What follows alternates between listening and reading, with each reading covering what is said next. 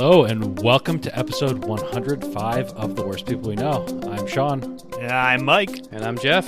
In today's episode, we're going to recap what we know of the election so far, but I think before we get started, we wanted to caveat it that we're recording at, say, 6 p.m. Pacific time on Thursday, November 5th, and this will be released on Monday. So we're still going 10th, and counting, so 9th? Yeah. you'll know the results of the election right now, and we don't yet. I mean, I think we're Or going you to call won't. it. We're going to Or call you things won't, accurately maybe. now, for sure. Probably. We'll probably be Yeah. right. Just like last week. But Perfectly. But also, we're not going to focus 269 too and much on 269. like the results, right? We want to talk more about. Well, I should say there are plenty of races that we talked about that we kind of know some results too. So Yeah, true. So we'll talk about those. yeah, Nice. So, anything go on last week? Something in the news? There's a lot It of is- emotions. A lot of emotions. It's exhausting. It's kind of fun. So like Tuesday when it all started, I don't know. I was kind of excited about it. I think I was optimistic that Biden was going to win before things started going, and then I started getting less optimistic, and that was kind of depressing. But also still like you're just glued to the TV hoping something will happen. Nothing really happened for a while. kind of didn't want to watch it because of that, and then I was like, I need to experience this part of humanity, being an American, being alive. But it's like Usually I don't care. Like last election, I really didn't watch it. I kind of assumed Hillary was going to win, and then I kind of would turn it on randomly in the night just to see what was going on. But I definitely didn't watch it like all night like I did this time. Were you in San Francisco when it happened last time, Jeff? Yeah. Yeah, I was still in San Francisco. So, I was in San Francisco as well. I had guests over that night. So first of all, if we're talking about 4 years ago, the election of 2016. it was Clinton versus Trump, and I worked in a marketing department where I would say 70% of the employees were women. People were wearing pantsuits. Like it was like the morning of the day of the election. This is greatest thing ever. We're so excited. Like the office was buzzing. And then we had some people who were staying with us, and they were staying over and were watching the results. And it was the most depressing thing in the world. Yeah. Where he's like, all right, this is great. It's like, oh, that's weird that state didn't go our way. That's okay. That's okay.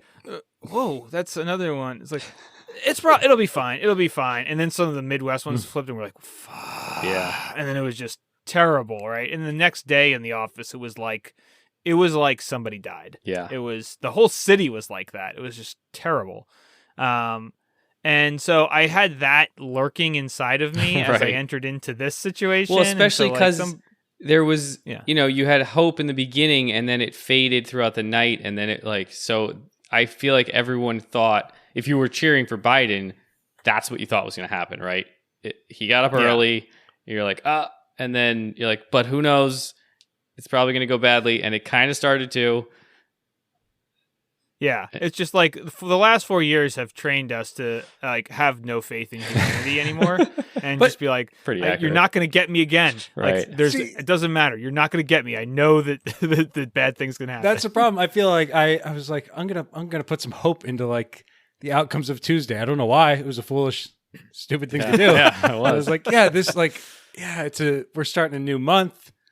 We're starting like a new season or starting a new season of governance here or something, and then even Maybe not. Maybe it's not. like maybe not. And even if not, though, what's disappointing is just like how close everything is. Like, Well, we were talking right. We were talking when we recorded the previous episode. We're like, it's got to be like sizable, and that's what I thought was going to happen. Like, it might have been like neck and neck for a bit as they were counting votes. We heard votes would come in at different times, depending on when they'd count them, if it was in person or absentee or early voting.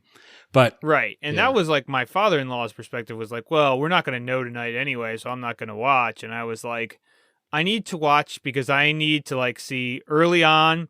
How it's If going. we win Florida, it's like, all right, this is going to be great. Right. Let's all just go to bed Right. happy. It'll be nice. It's like, or if I'm going to get punched square in the gut, I want to know this that is like too. straight down, like as close as you can get. Like tie doesn't look like a possible outcome, but like any other outcome is it's pretty possible, close. and that's a strange. Yeah, it's Well, not that's- what, Yeah. Should we just get into what we predicted last week and how those things may or may not have come true? I mean, for the presidential one, which is the last one on this list here, but I'm going to start with it since we were just talking about it.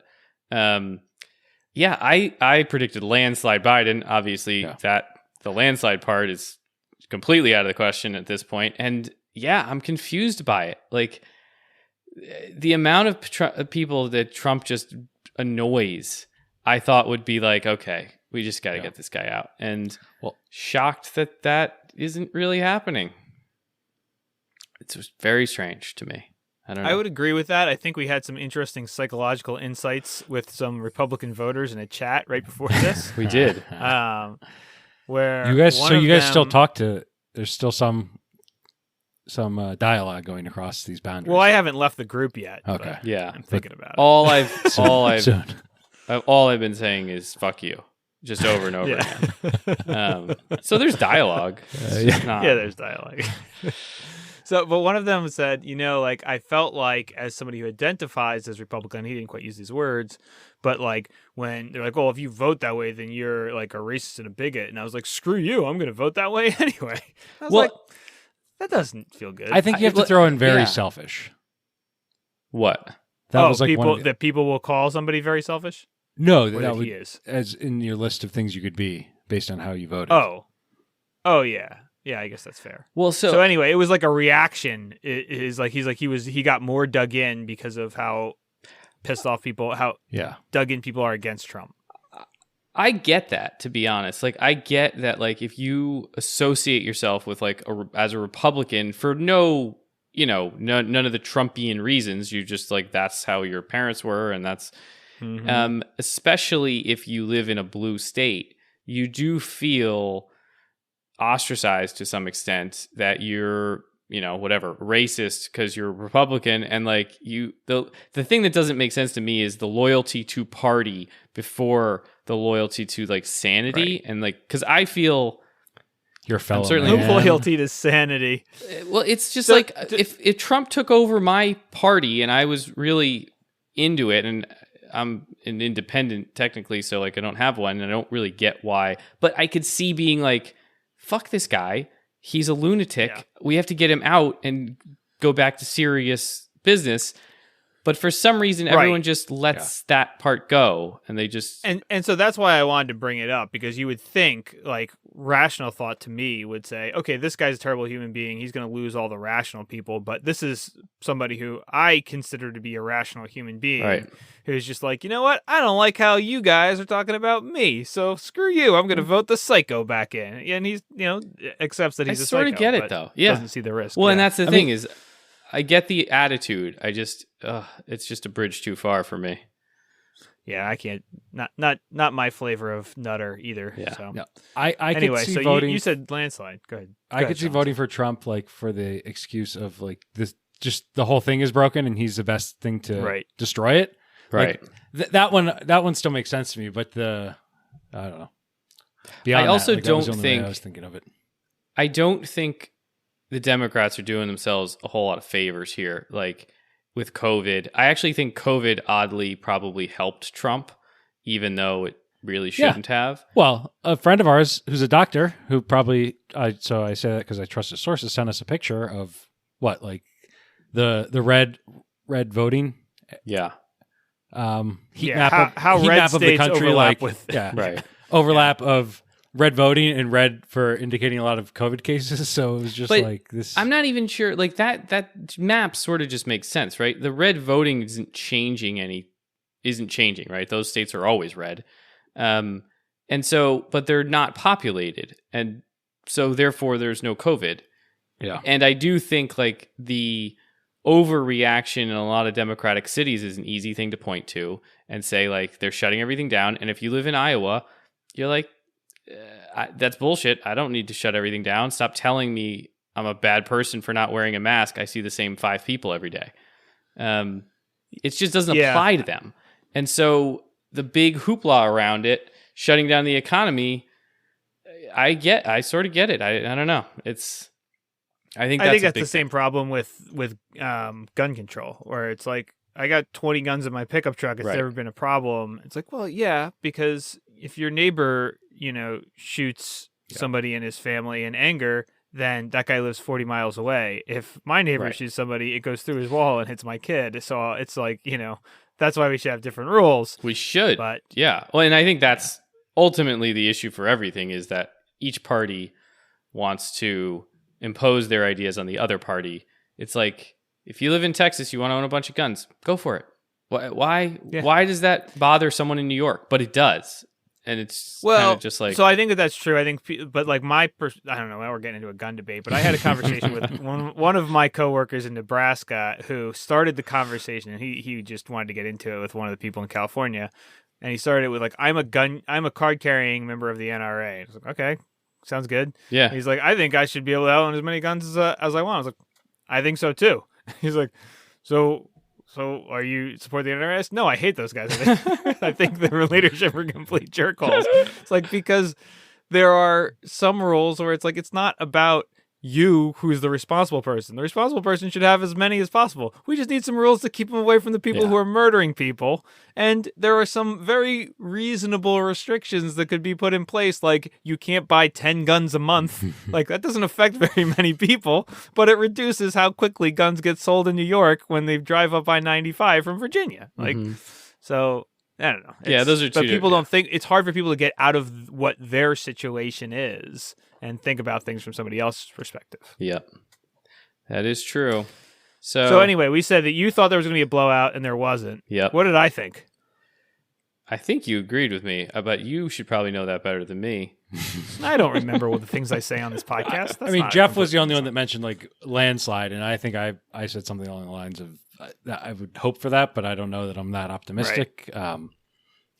But I think I was on the train last week of, hey, Texas could actually flip, and like, it could be a landslide. Yeah. But definitely Biden win. And I think Biden's going to win. Texas will flip, right? It's not in this election, but you got a supercharger factory going in there. Like, they're going to be building Teslas. They're all going to and everyone I know from San Francisco moved to Austin. It's moving. So it's Well, that's the thing that's ironic, right? Is their economic success will be their undoing politically because that's how it always works. The people who moved them are liberal. It's Mike. There's a reason. I was bringing this up before, and I thought Jeff almost was getting offended. Like, progressive and progress. It's not an accident that those two words are like the same. It's a stretch. That's you patting yourself on the back for being progressive. No, it's not at all. Like, I look, I got a new phone over there. I don't even want to open it. Like, I'm becoming anti-technology. Like, don't care anymore. But it's just like the more ideas, the broader things,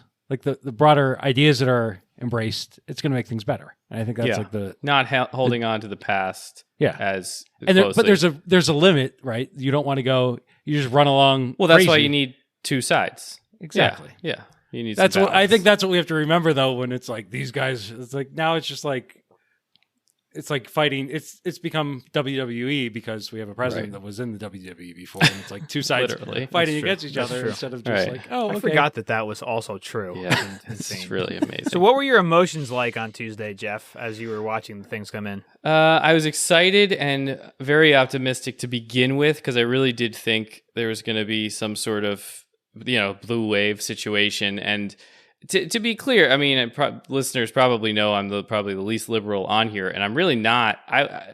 Fiscally, I think I tend more towards the Republican side.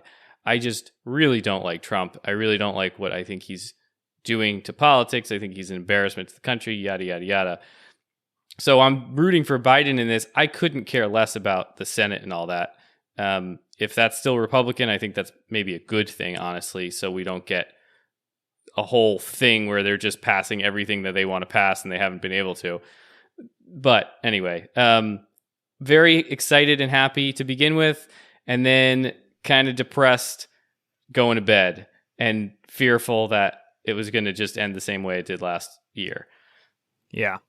So my situation was I run 2 or 3 days a week, and like the night before I run, I try to not really have alcohol or anything more than like a glass of wine at dinner. So I was going to run on Wednesday, so I hadn't had anything to drink, and then the results started to come in, and I opened a beer, and then the results kept coming, and I put my kids to bed, and I opened another beer, and then I opened a bottle of whiskey, and I felt like crap all day Wednesday. So yeah, I was not pleased and very anxious going to bed, and was like refreshing my phone kind of nonstop. And then that bled into Wednesday, where I spent most of the day not just hitting refresh nonstop on multiple websites and Googling things, but like I went to the spreadsheets and like started copy and pasting tables impressed. out of websites by county to determine the uncounted percentage of vote, whether it leaned Republican or Democrat, and what percentage was absentee ballots, because those tended, and yeah, I was getting into it. There was a classmate of mine from business school who I believe had been worked in policy at one point, and he was putting up great posts on Facebook and like very detailed numeric posts. And people were literally writing to him, like dozens of people saying, your coverage of this election is 5 times better than what I'm seeing on the news. There's so much more information about what's happening. You are my number one news source. Nice. And so that was great. Like having kind of resources like that and other people that were interested in it. And, you know, I started to get more confident probably by 1:00 on Wednesday, after I had run some of the numbers in the battleground states and like done some forecasts and been like, you know what, this is a good picture of the uncounted votes, how many are going to go for Biden. And then I would say by the time I went to bed last night, I felt like a somewhat normal person. Yeah. Yeah. So for people listening who already know, I guess more than us, it seems like Biden's going to win at this point. It's pointing strongly in that direction, but has not won yet. My concern is he'll win, and it'll be so close. Like it's 50-50, and it's going to be so close. He could win like with just 270 electoral votes, and then he could, or even if it's a little bit more, there could be 1 or 2 states where they want to recount or challenge things not that it will change the results of the election, but just that it will take another. It will take 2 to 6 There is weeks. still, as of this recording, there is still a 269 to 269 scenario out there. Yeah. Really? Yeah. If Biden wins Georgia and Trump wins all the other states, then it'll be 269 to 269. And then we get the next Congress to But it vote depends. on it. So here's one of the weird things that we've got going on here. Arizona? We've talked. I don't know what it'll be like when this airs, but it's like some places have called it for Biden, and some places are like, meh, we don't know. Yeah. For days. Yeah. It'll be interesting to see how it all pans out for sure. I mean, what were your Eric Trump thoughts, called it for the Trump. Trump already claimed victory that night, so I don't know why Lucille we're doing Bluth the rest said of this. She'd rather be dead than there. So I think like one of the other things that is, you know, maybe a good segue into the news is the misinformation that like we kind of just talked about, like Trump declaring victory, a lot of like declarations of complete all out fraud, and then just crazy pants crap getting posted to Twitter, and Twitter basically tagging, I would say 70% of Trump's tweets over the last like day and a half as like, this is possibly incorrect or unverified information, and maybe you shouldn't listen to this crazy person. I was watching. Sorry, go ahead, Sean. we talked about this, right? When it came out, like when they were, how they should censor it and what Twitter should do, what Facebook should do. And I don't remember exactly what we said at the time, but this was when it was supposed to get tested. And I feel like it's done fairly well. Like, I don't think it's problematic the way they didn't completely block it, but I saw on Twitter, you can see like they've got a disclaimer, and then, but I would actually like to hear what Jeff thinks about that, because Jeff was kind of like, I can't believe, when we recorded that months ago, was like, I don't think that these guys have the right to do this censorship as the president of the United States. But I think that they did come up with a decent compromise, and actually seeing it in action with the batshit things that this guy has said. I don't know how you feel about whether you're like, actually, I think they did a good job or a bad job, Jeff. No, I think they did do a good job. Yeah. I think they needed to do so. If everyone wants them to censor stuff, which apparently everyone does, you know, they need to play cops now. This is perfect because taking it down does seem like all out censorship. And I don't know. I still don't. The idea for them banning the president of the United States is just not a good idea in my mind. No matter what he does, honestly, he has so many outlets that this is just hurting their platform to ban him, Yeah. and really pandering to and he would 50% he would of the send country. us those emergency alerts instead, which like beep no matter what. Yeah, You can't mute. right. So It's- they're doing us a public service by limiting it to Twitter. So. You're gonna hear it somewhere. Here's an example of a tweet from 7 a.m. Today, Wednesday, November 5th. Trump tweeted, "Any vote that came in after Election Day will not be counted," in all caps with an exclamation point. Right below that, Twitter has tagged, "Some votes may still need to be counted." Well, even I was watching his little speech earlier tonight, where it was the first speech he gave, I guess, since the election started, and he was just ranting and raving about how everything's fraud, and if we only counted legal votes, he would have won easily, which is amazing that he's got those counts, but like no one else knows which ones are legal and illegal. His legal team will tell you which ones are legal. Yeah, exactly. Don't worry about it.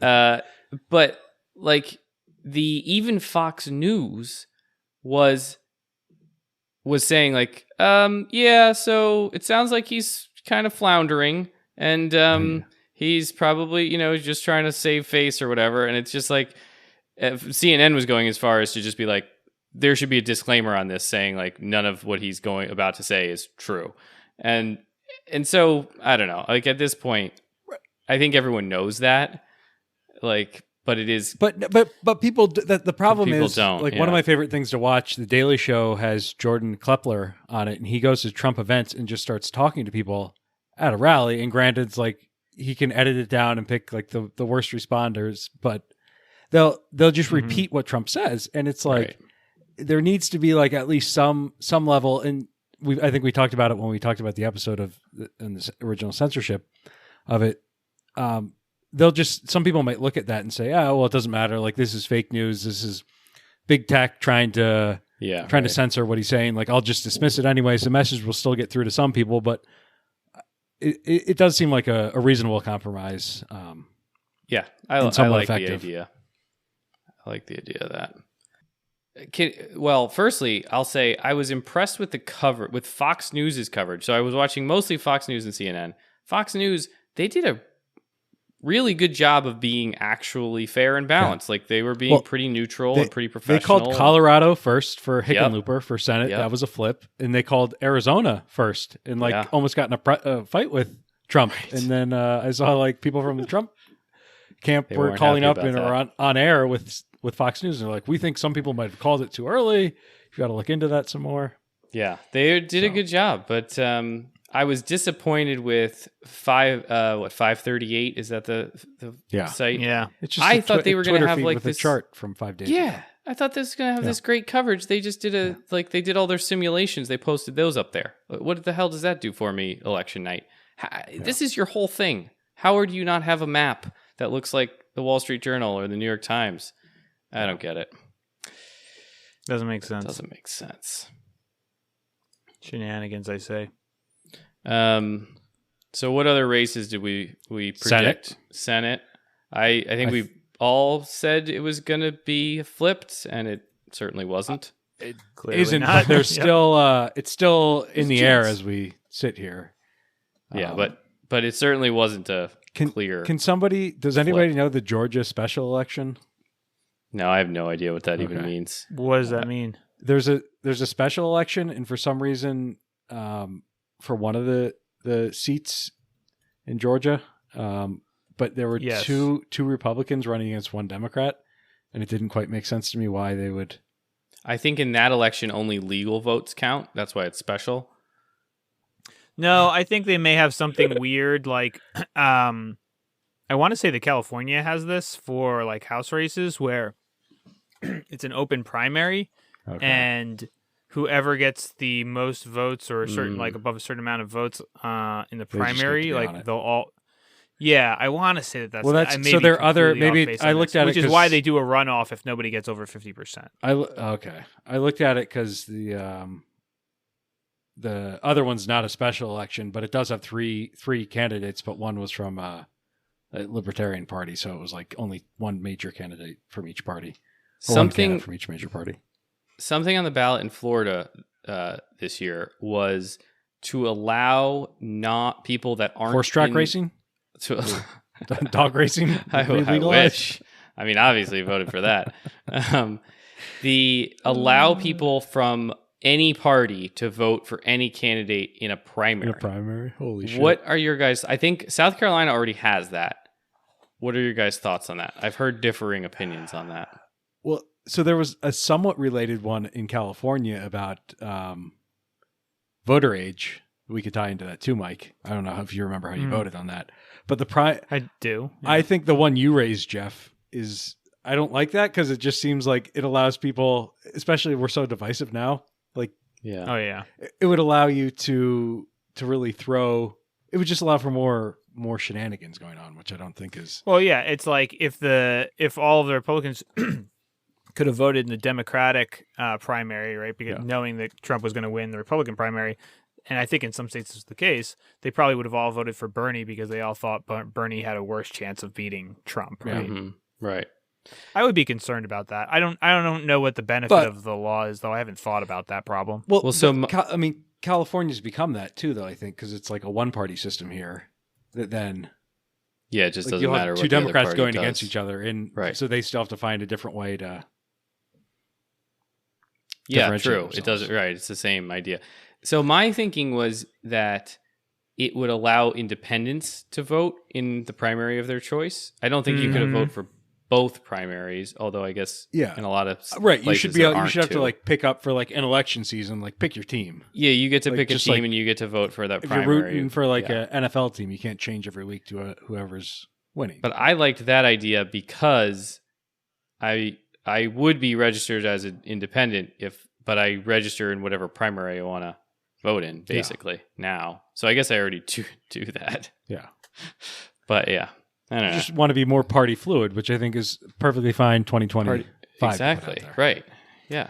I don't have like a permanent place of residence. Why should I have a permanent party? Yeah.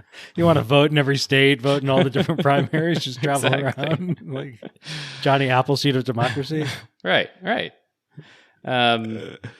So the third one was California Prop 22. Prop 22. I said it would pass.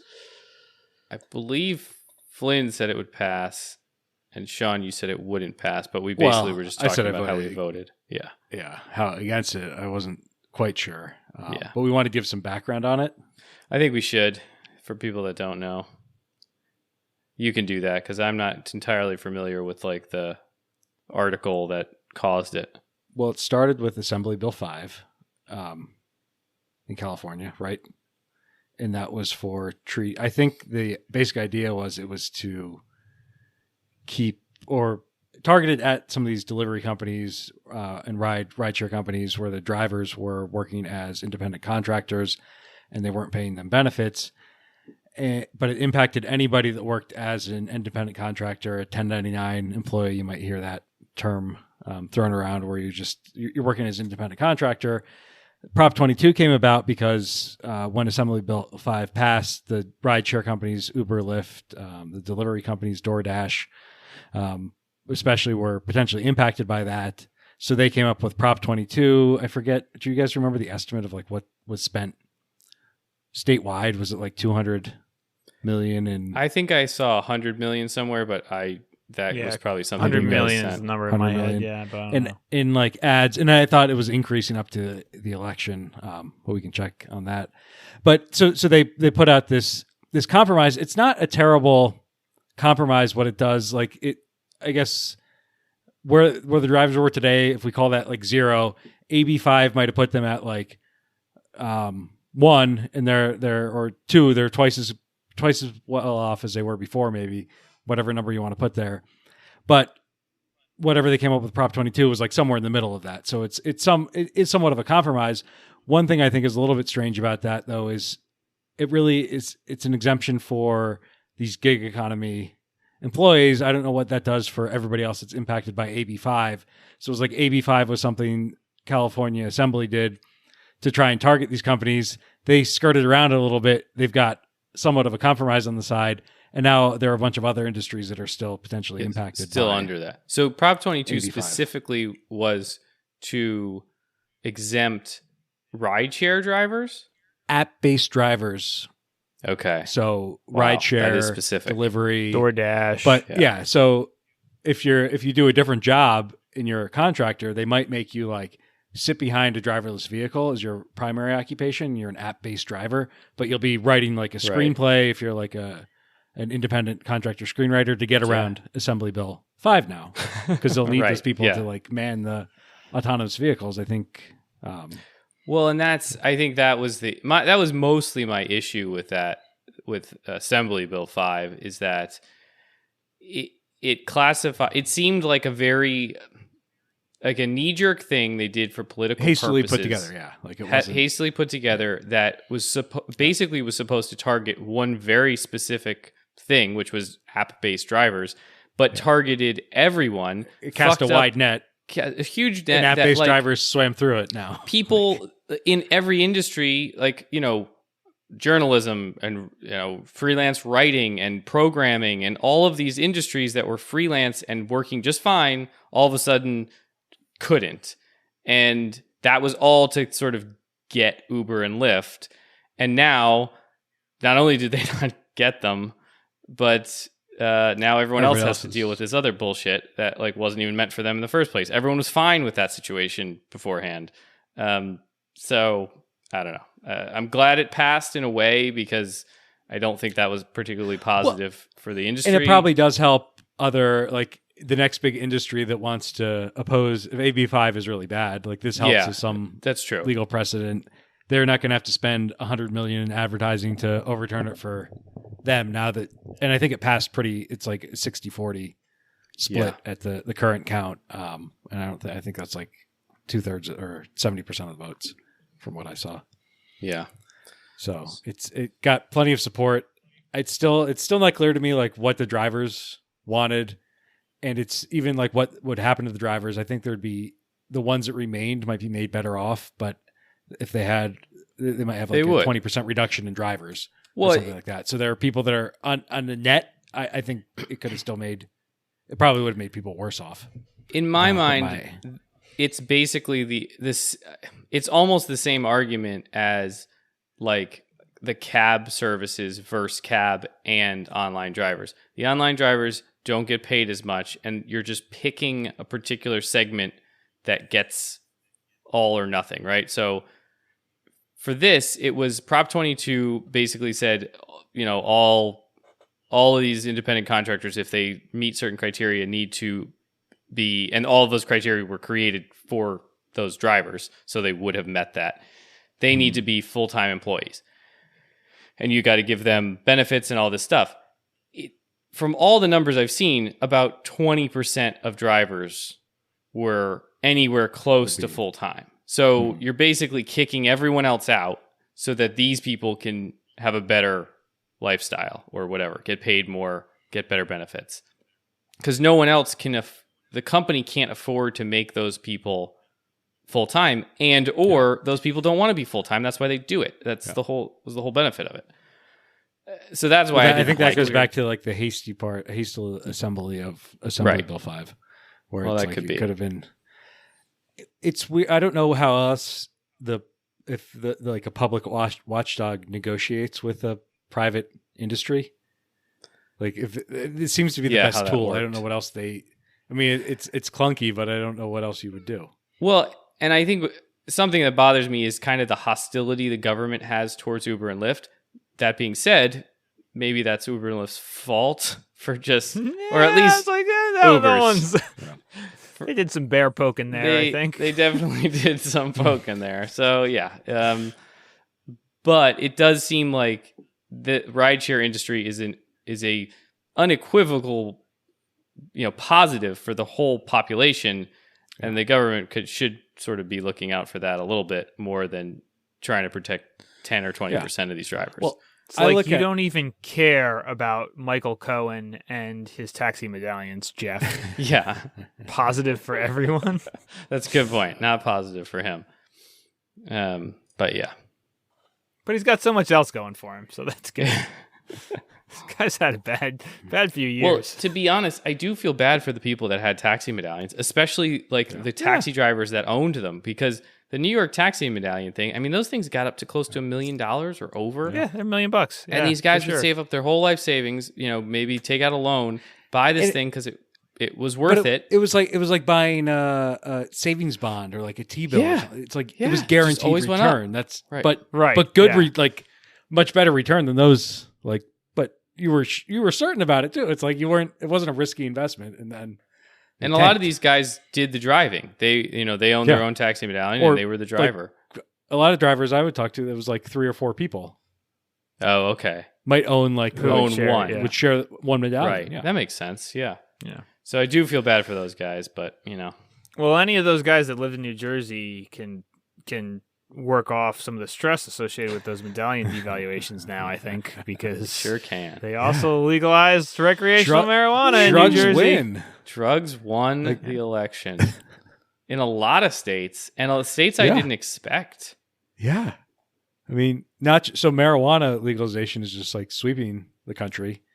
Yeah. Which is interesting. This is actually an interesting state thing to look at because it's like if we were going to ever pull the ripcord to get out of California, like Boise was one, still fully illegal there. And Texas? However, Idaho is a very thin state at the top, and you're right next to Washington and Montana. Montana was a new 2 one. states where you Montana is like... Montana was the one I didn't expect.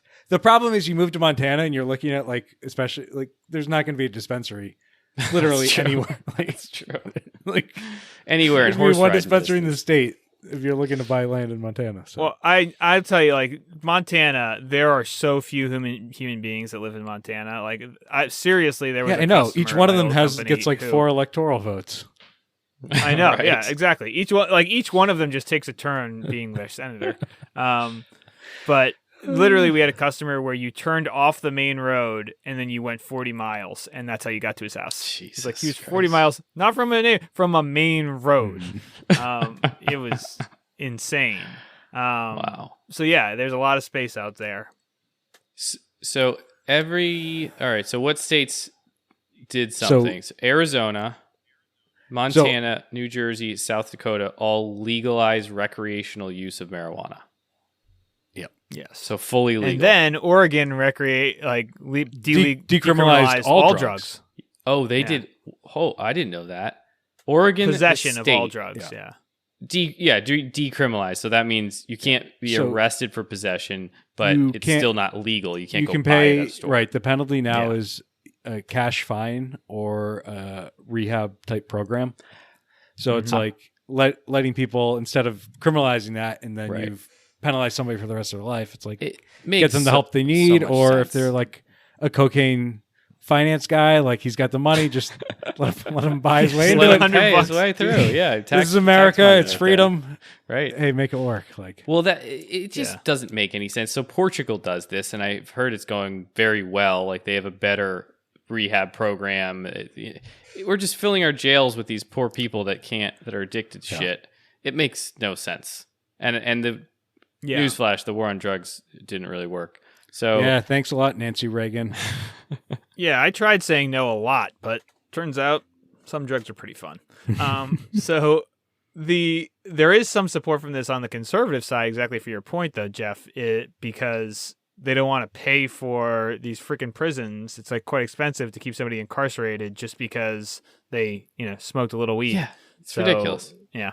Oregon's a strange place though, because most of it is very like rural, libertarian, and Trumpville, and yet I guess does Portland just dominate the population because they pass some crazy shit, crazy liberal. I don't know.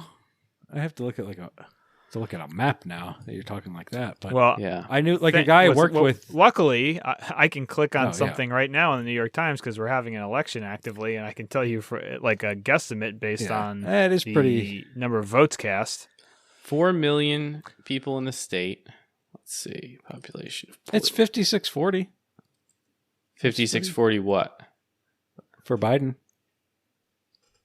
Like the overall. Yeah. So this is another thing that's just kind of interesting about when you look at some of these states, because I have no idea anything about any of the counties in some of these states, but you go to some of these states, it's like, oh, Arizona, there's like you don't remember all the 9 New Jersey counties from our 8th grade test? Thankfully, I don't. I but there's like 9 counties in Arizona. Right. In Michigan, there's got to be 60 counties. Yeah, right. Like, there's so many. When I was running the spreadsheets, I was like, why do they have so many counties? Right, What's and it's the not point like the of this land crap? mass is Yeah. strange. But so Yeah. what I would say, even with like the drug thing, I think is separate from party lines, even in Oregon. One thing I get from That that, could be. like I used to do some work there, and I worked with people like in the company I worked with that were from there originally, and I get the sense that most people are just they mind their own business, so they don't really, if it's not directly impacting them, they're not. That should be how. All that- That's what I loved about California on a social level, where it's like, Yeah, hey, man, you're smoking weed in the park or you're drinking a beer. I don't care. Just don't be violent, and it's all good. Yeah. live free. So or let me die. give you this perspective about the size of Oregon and its layout and quantity of people. I would say if you split Oregon into quadrants, the southeastern quadrant, like literally 25% of the land mass of the state, is 3 counties. Okay. One cast a total of 4,000 votes for president, Okay. another 16 4,400, and the other one 16,000 like votes. 10,000. Yeah. So you're 18,000 not votes. talking about a lot of Right. people. Yeah. Yeah, that they're makes all sense. concentrated all on in, the like, coast. the Northwest. That's why they call it the Pacific Northwest. Mm. Even within Well, the you know, state. they got water there, and that's pretty important for societies to survive. Got a lot I'm of water told. there. But so we said decriminalized all drugs there, but they also legalized psychedelics. Yeah, psychedelics. Under the care of a therapist. Wow. Jesus. That is aggressive. Yeah. Like what kind of? Yeah. is it Now like a I cannot real wait to therapist, see or how can many I go- people become therapists. Yeah, can I go Yes, become like a psychedelic therapist? Oh yeah, from- you're gonna go from on. Oregon? The same people who have like are a minister on the internet are Yeah. gonna become like healing therapists. Oh, And this like is- I can yeah. remember when San Francisco or California when we first moved here before guys, wild country. recreational we can do it. marijuana wasn't legal. Yeah. But when we first moved to California, recreational marijuana Right. wasn't legal. You had to have Dark a ages. card. And like I got a card over the internet through a company From the- called Ease. from the- and I did a the video doctor from chat The for like 3 Simpsons. minutes. Yeah, some doctor. He Dr. had Hollywood earring, upstairs medical like, school. Yeah, shaved head. He got his medical degree from somewhere in the Caribbean. And we were good. Yeah. You know, Dr. Nick took care of the dull pain that I have in my left ankle. What was the? So that's what's going to happen when we go up to Oregon. Yeah. Well, look at all this land. Oh, there's a lot. Yeah. Well, I will say though, like the way that and this is influenced by that book, How to Change Your Mind. Like the idea of like going as a group of guys and like getting a shaman or like whatever psychedelic therapist person to like have like take us on like 5 of us on a psilocybin trip. Like that would be like a fun guys weekend. Yeah. Yeah. It wouldn't be terrible. Mount What were we Hood. just talking about? But Replacement events? I think it's going to take, they said 2 years for them to figure out what the regulatory is. So it's going to be a while. Well, that's the thing with all these states. If you live in one of these states, I mean, we lived through it in California. It was almost legal anyway. You had that card, and a bunch of people did. And then they legalized it officially, and it took a full year for them, right? A year and a little bit of change. It was a for year them. from when California. it passed into law before like anybody got any business actually started operating. Right. And at least they had the model of Colorado having already done Right. it to at least like say, okay, these are the things that worked and these are the things that like maybe we don't want to do differently. Vermont. But now it's like Vermont still doesn't sell. I think it's been legal for like 2 or 3 years now. They still don't sell it. There's no dispensary in Vermont. It makes very little I find sense. that weird, even like in California, where I see, and I don't know the local politics here, but I find it strange. Like I live right next to Santa Monica, and there's no dispensary in Santa that's Monica. strange. And I don't know, they must just not like it, or the market says, oh, it's not that big. I would think there'd be plenty of a market for it to throw something in there. Yeah, I don't know if like there's local stuff where they can prevent it from going in. I think they can, or they can set like tax rates or something. So maybe they. There's definitely some way they could. So in Pennsylvania, because just thinking about these vice businesses, and I think I've mentioned this on air before, the legislature wanted the tax revenue from legalized gambling, the state legislature, but they knew that there was going to be a lot of not in my backyard stuff, so they mandated that all municipalities above a certain population had to have a casino. So it was like, it wasn't just like we're legalizing casinos. It was like, no, if you're Pittsburgh and Philadelphia, you're getting one, whether you like it or not. Wow, that is aggressive. And, Well, It's silly too because a lot of times they'll put something like that in as like a way to revitalize an area. So you'd want to install a casino in like a downtrodden area or a smaller town that's 30 minutes outside of Pittsburgh to make that a center for economic development. Destination. Yeah. So that was an issue when we were in Philadelphia because the first proposed site for the casino in Philadelphia was in an area called Nicetown, which is not a nice part of town, but it's populated. And so there was concern because originally, like, the first casinos were slot machines. Like, great, you're going to have the poorest people who are the most vulnerable right next to where all these slot machines are. So they ended up moving the site so that it was down in South Philly near, like, some other, like, nonsense stuff. And actually, that's similar to Pittsburgh Pittsburgh's very small downtown. They put it near the stadiums. So you can go to a Steelers game, get drunk, and then go play cards. Sounds reasonable, Yeah, it's nice. So that was the most of it, right? So now the whole West Coast has completely, Arizona, Nevada was already legal. The rest of the West Coast was already legal. So Montana, South Dakota, and Montana surprised me.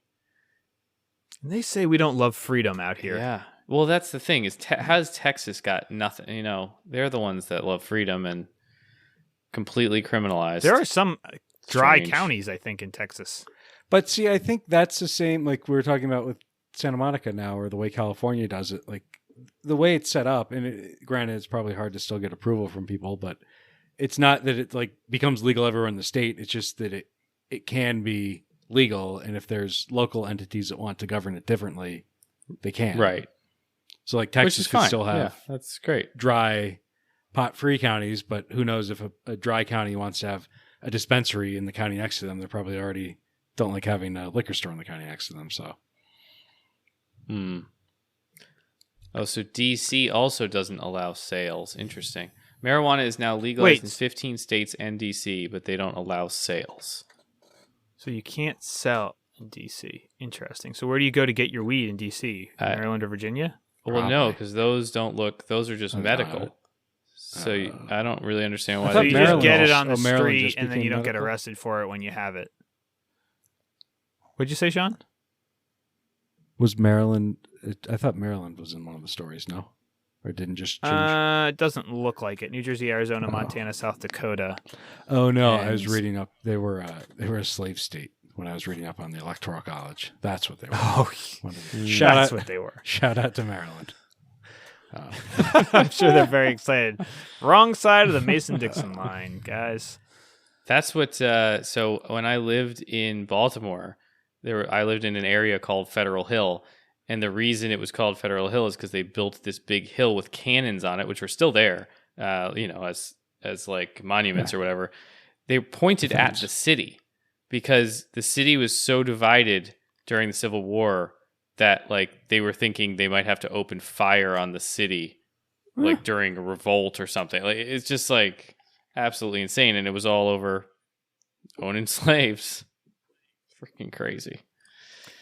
Shout out I think in retrospect, America would say that was a bad idea, slavery. Overall, pretty bad idea. Yeah. And I would agree with that. You know, a lot of things in retrospect in history were bad ideas. Hopefully. Most of history, by today's standards, 4 years. Not great. Not great stuff. Anyway. Search technology? What else we got? So you know, I don't know if it's just the hoopla around the election that nobody cares about, like all the tech antitrust stuff, or like maybe they'll start caring again after the election's over, or maybe they won't. Maybe like all this was really caused by Trump and him whining about everything, and if he's gone, then nobody will. Keep doesn't talking that seem about to it. Be the case? Maybe. I mean, that's what I'm hoping. I do think both parties will calm down a little bit if he's gone. Well, it was when the case was announced against Google. It's the Attorney General of the U.S. filing, but states could join onto it, and I think some did, but many other states that were also considering similar legal action against Google did not, and they were waiting to see, and they were more like Democratic-controlled states, waiting to see the outcome of the election. Right. So I don't, Right. but I don't know what that indicates Interesting. now. If they see like, I mean, if Biden wins, then you'll have a change at the Department of Justice. Right. Whether If I they would think follow that case, through on this, if they continue that or not, and then if they do continue it, if a bunch of states jump onto it, I would or think not. most of the stuff, like this type of stuff. I mean, obviously, some of the stuff they're going to just kick out, but this seems big, somewhat legitimate. Like when you're talking about the biggest companies in the world, like, I mean, literally what Google and Apple are both $1 trillion companies or more now. And so, yeah, they're probably going to do Apple's something. almost $2 trillion. So the news story here is basically that Apple is stepping up its efforts with its own search technology. A little notice change in the iPhone operating system in iOS 14. It shows it's begun to show its own search results and link directly to websites where users type queries from the home screen, basically meaning they're bypassing Google, which is normally the default search engine. I do think they kind of have to do this. It just kind of, it's the question is how aggressively are they going to do this, and how aggressively is the government going to be, and I guess we'll find out. But Well, so just like this is, let me make sure that I understand what this is. Like when you are in like the search, like you pull down from the top in Apple and you search something, it's going to start utilizing an Apple search instead of a Google search. I guess if it's a search they can do, which kind of really works out pretty well for Apple because they have a Good way pretty for them easy to test. fallback. Yeah. So if it's a search that it's easy enough, you search for a website or you search for a name of something, they could point you to Wikipedia. They'll show you their results with links directly to there without any help from Google. That's basically what it is. It seems like it's the same thing with the chips I'm thinking of, where they were using Intel for a while, right? Yeah. And then they decided like, well, on our own timeline, we'll get this to work on our own. And maybe it seems like they were probably already doing that or figuring this out. It's not like it's necessarily in response to. Well, they already the did current maps, right? So yeah, like they've had to be working on this for a while. And you're right. And so not in this response. is interesting how they're saying they do it. So like I'm pulling, well, not how they're saying it, but like I pulled down and I just typed in some different things into the Apple search bar. And there's a bunch of stuff where there's like Safari links, and I assume those to be Google results. And then there's Siri suggested websites is what it says. There you go. Which is maybe how they're positioning search. That could be. Interesting. Yeah. I mean, they have maps. Like they need to be doing this stuff on their own to some extent. And I'm sure for them. Where's that billion? How many billions of dollars was it? 11, billion, I think. 10 billion? It was 11 billion? Yeah. Where's that $11 billion going to go if they start? Yeah. They'll sell their search to Bing for $11 billion. Well, they need they'll need a whole advertising arm. Yeah, that's the thing. That's what you end up having to build. Right. Maybe Sheryl Sandberg's looking to get away from Facebook again. Yeah, maybe. So also, speaking of chips, isn't Apple's doing some sort of presentation next month or this month, right? It was new Macs? That's in like 10 correct. days or something?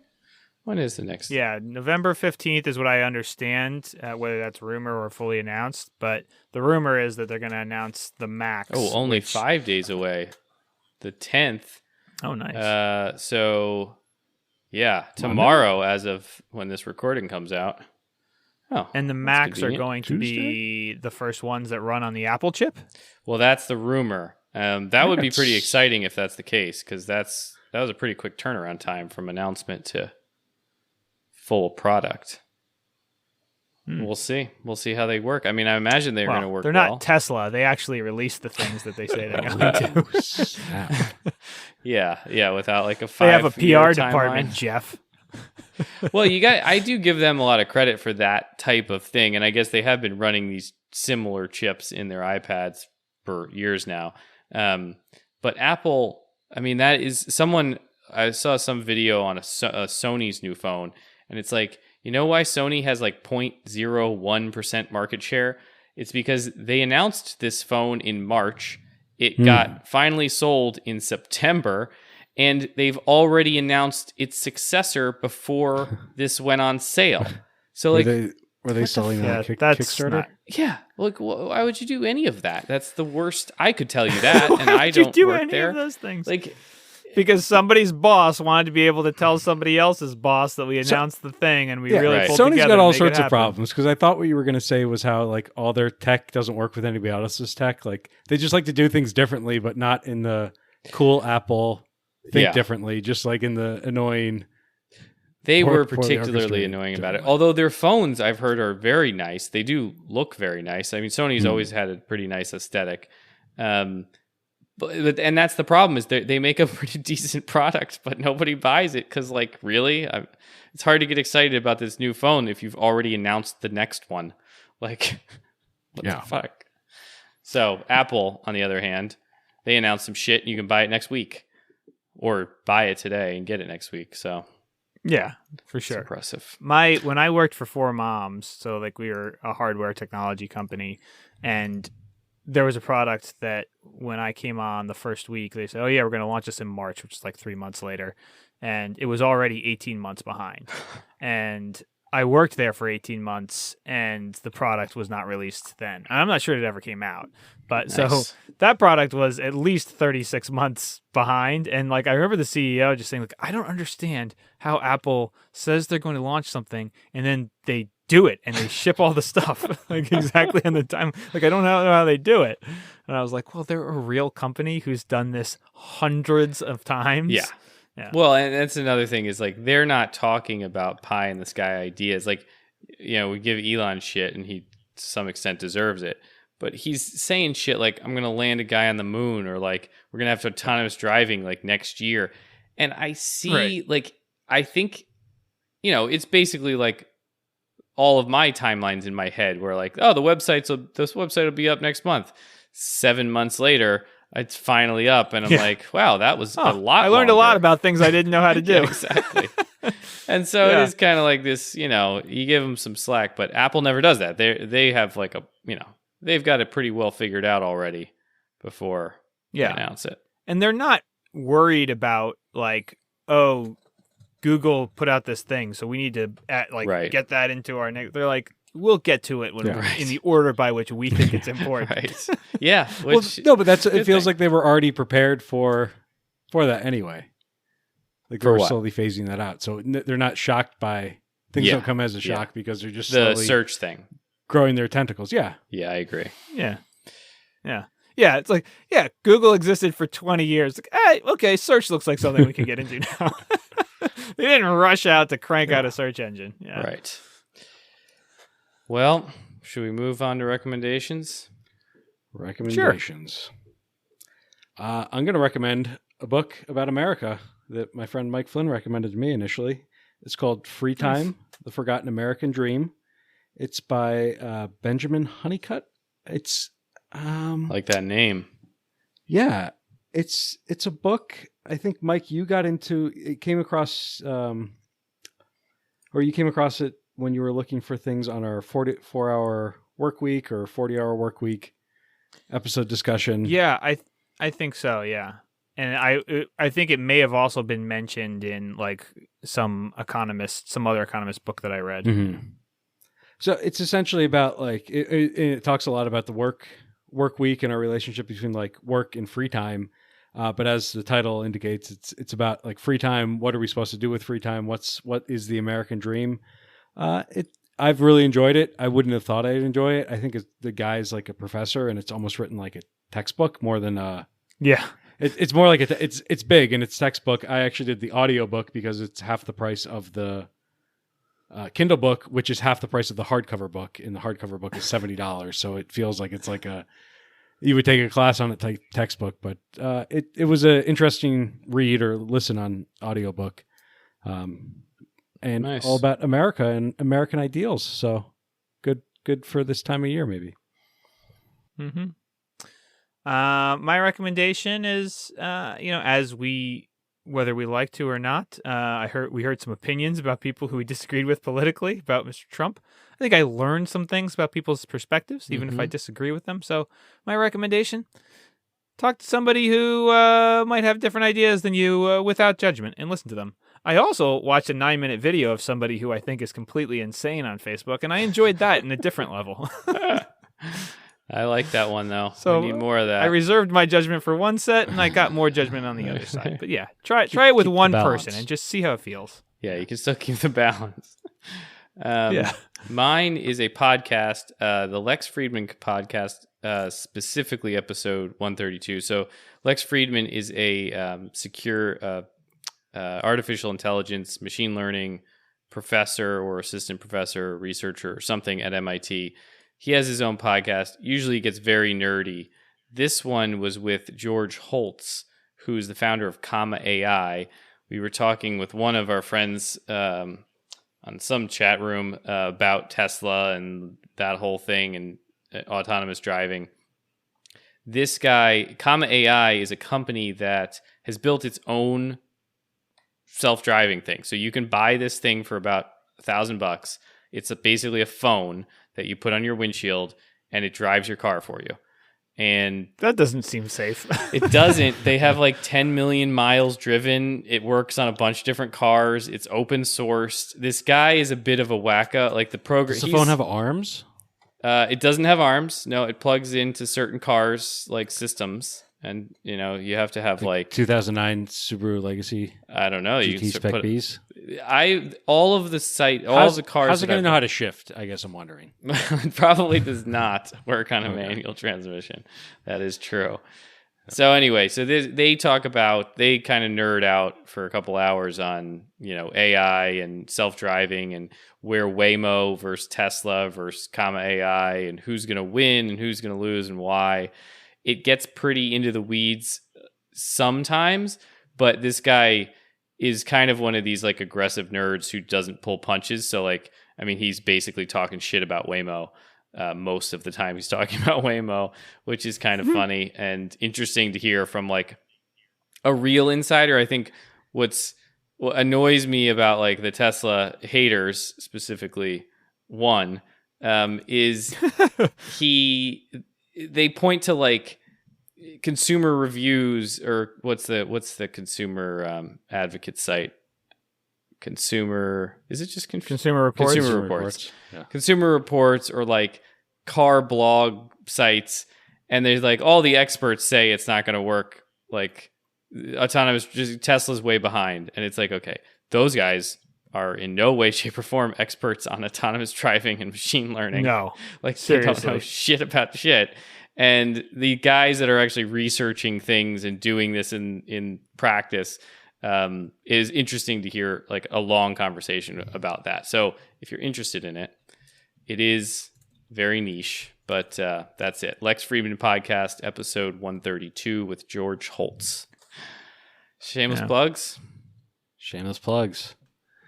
Shameless plugs. TWPWK.com.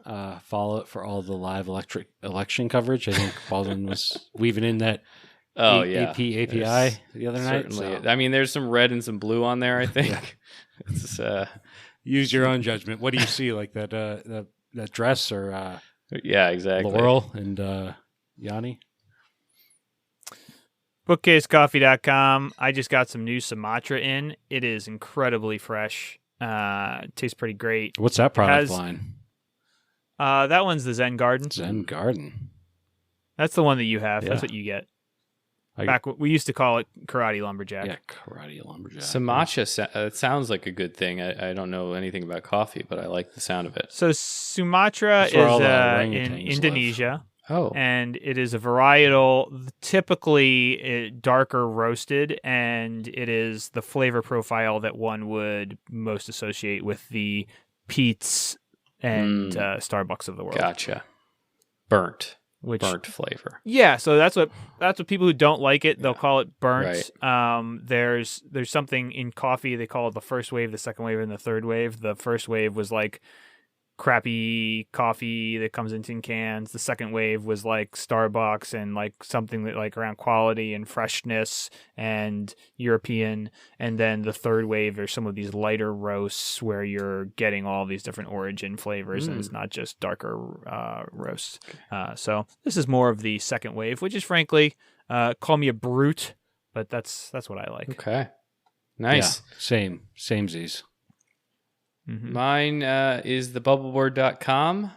Check it out if you follow the stock market. With the election over, probably going to see a lot of green bubbles, I would think, for a little There while. have been a lot of green bubbles. There were a lot of red ones going right before it. There was a lot. So before it was a It was funny. goodbye I was time. watching the news, and they were interviewing a woman about the stock market, and she did a great job of explaining it because, like, the newscaster was like, "So why is the stock market up?" She's like, "Well, there are two likely outcomes. It's either Donald Trump with a Republican Senate, or the most likely is Biden with a Republican Senate and split government." She's like, "Well, why would that seems like markets that's going to be deadlock, and like that wouldn't be." Yeah, it's like that. She's like, "Exactly, that's what markets like. Right. It's like nothing will nothing will change." happen. She's like, Certainty. "Yeah, That's what they that want. is what they're looking forward to." Certainty and That's exactly probably more stimulus. That is why markets Yes. are up. So, yeah. And I think she said that historically that is the combination of a president and an opposite party in Congress, divided government ends up correlating with the highest. So we're all going to become rich. We're all going to be rich. Got to get on there in the bubble board. Start checking your Start stocks. buying that ranch, boys. Yep. I like it. All right. Talk to you guys next week. Bye-bye. Bye.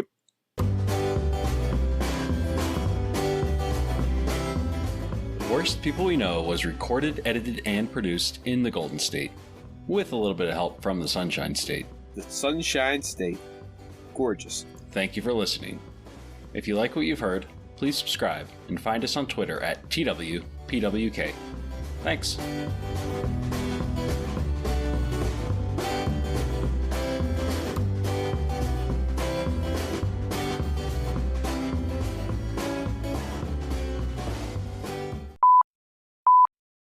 Shameless. Well, I was hoping that while we were recording this, that we would find out who the next president was live, and you guys. We're going to call it for Biden, I think. We can call it. Well, you've been we're doing gonna so call many it. We might spreadsheets, as well Mike. call I think it. it's trust already your been spreadsheets, called by the time you're I was hearing thinking this. about Well, doing so- it, and I'm like, Here's my But we last call it early. spreadsheet jockeying right now. Like, let me give you the stats that came out we're 1 calling it minute ago. early. Biden continues to close the gap with Trump in Georgia. The margin has shrunk to 1,900 votes. There are 16,000 that have yet to be counted, which means that basically Biden needs to get 56% of the remaining votes that haven't been counted, which seems very likely given how I think they're probably mail-in votes and how the mail-in vote has skewed. Yeah, we'll see. So, I mean, the listeners will likely. know the answer to this, while listening. But we'll see how. They probably don't. I don't think they listen to any news other than us, so they'll probably Right. wait till next That's week. a good point. Trump is going to make just off of speeches, $10 to $30 million, right? Yeah. And then Speeches. from You mean there, rallies? that. Oh yeah, he'll probably he's keep not going to running give a rallies. speech. What's he going to talk about? Like it'll be like Well, that's true. WWE style. Yeah, it'll be a rally, Yeah. or he'll probably just have his own TV show. Well, that's Trump TV is what they've talked about, where he's going to try and create a conservative network, news media network or empire to compete with Fox. And, that'll go bankrupt because he doesn't know how to run anything and he hires Right. sycophants. But, there'll be plenty of money for him to extract from that in the interim and then he'll be dead. Yeah. Flynn likes to talk a lot, so I usually let him go. Really? Yeah. No? I did win most talkative as a senior superlative. Did you? Why are we promoting the podcast with this? The most talkative guy from high school talking to you every week, Mike Flynn. Thanks for listening.